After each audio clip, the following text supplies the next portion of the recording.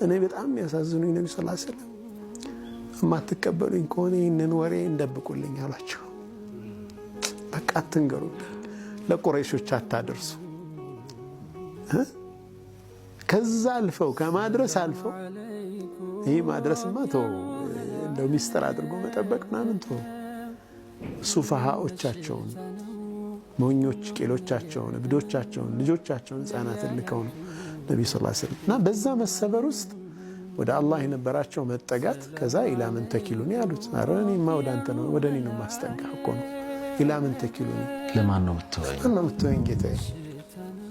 ለአዱ እኔ ተጀሃሙኒ ጥቃት ለሚፈጽምብኝ ጠላት አሳልፈ ትሰጠኛለህ ጌታዬ። አው ኢላ አብድ መለክተው አምሪ በቃ በሱ ቁጥጥር ስር ለምሆንበት ባሪያህ ነው የምትወኝ እኮ ነው።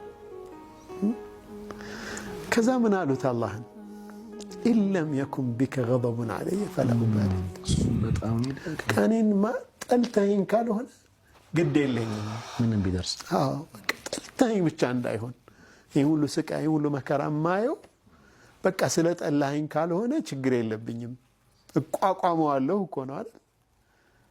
ከዛ ግን እነዛ በዛ መልኩ ያባረሯቸው ሰዎች አንሷሮች መጣው እኛ ከአያቶቻችን ከቅድመ አያቶቻችን ጀምሮ በጦር ኃያልነታችን የምንታወቅነን የፈለከው ነገር ቢመጣ ከነፍሶቻችንና ከሚስቶቻችን ከልጆቻችን እኩል አንተን እንከላከልልሃለን አንተ መሐመድ የሚሉ ንግግራቸው የሚያምር አላሁማ